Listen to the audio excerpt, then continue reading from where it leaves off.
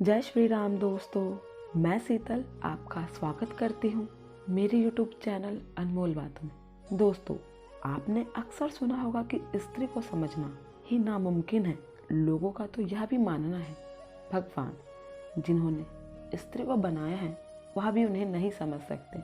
ऐसा क्यों कहते हैं? आइए, क्या कहता है ब्रह्मा पुराण। दोस्तों, आपको यह बात जानकर बहुत आश्चर्य होगा कि जब स्त्री की रचना हो रही थी तो भगवान ने बहुत फुर्सत से इसकी रचना की थी और रचना करते करते इतना वक्त लग गया कि देवता भी भगवान से सवाल करने लगे कि हे भगवान, आपको सृष्टि की इस रचना में इतना ज़्यादा समय क्यों लग रहा है?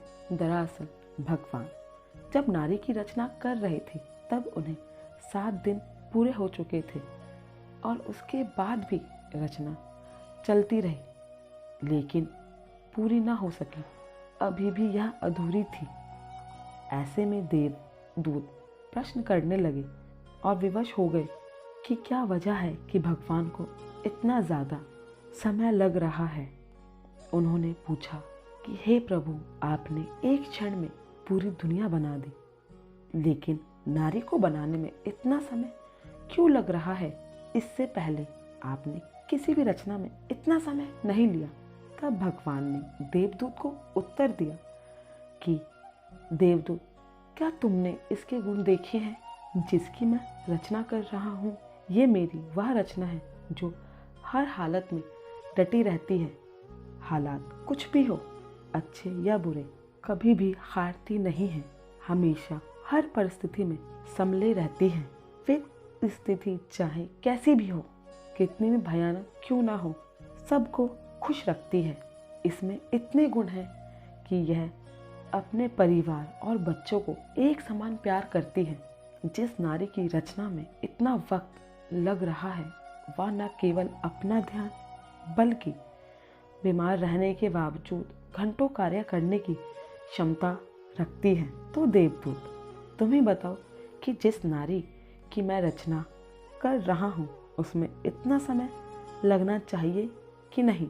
देवदूत, मैंने नारी में इतना प्रेम डाला है कि पूरी दुनिया एक तरफ हो जाए और नारी का प्रेम एक तरफ हो जाए, फिर भी नारी के प्रेम में कभी भी कमी नहीं आएगी। देवदूत ने जब भगवान की इन बातों को सुना तो हैरान हो गए और भगवान से पूछने लगे कि क्या ये केवल अपने दोनों हाथों के द्वारा इतना सब कुछ कर सकती है? तो भगवान ने इसका जवाब देवदूत को, बिल्कुल, इसी के कारण तो यह मेरी सबसे अद्भुत व सबसे आश्चर्यजनक रचना कहलाएगी। यह सब सुनने के बाद देवदूत ने पास जाकर भगवान की बनाई गई अधूरी रचना को जब हाथों से छुआ और जब उसके गाल पर हाथ लगाया तो देवदूत प्रभु से बोला कि हे भगवान, यह तो बहुत नाजुक है, ये कैसे इतना सब कुछ कर पाएगी? तो भगवान ने इस प्रश्न का उत्तर मुस्कुराकर देते हुए कहते हैं, तुम सही कह रहे हो देवदूत। ये बाहर से जितनी नाजुक समझ आ रही है उतनी है नहीं। शरीर और स्वभाव नाजुक जरूर है पर अंदर से उतनी ही मजबूत है। देवदूत, आपको जिस प्रकार से आश्चर्य हो रहा है उसी प्रकार से सबको होगा, लेकिन इस रचना में यही गुण है कि जितनी ज़्यादा यह नाजुक है, इससे ज़्यादा नाजुक कोई रचना नहीं होगी और यह उतनी ज़्यादा मजबूत भी है। लेकिन अवसर आने पर जब जैसा होगा उसी में ढल जाएगी। अर्थात यह कोमल है, लेकिन इसे कमज़ोर समझने की गलती मत करना।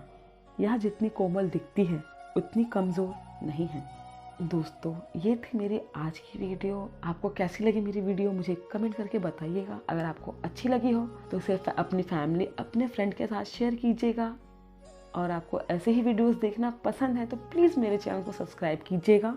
यहाँ तक मेरी वीडियो देखने के लिए आप सभी का बहुत बहुत धन्यवाद।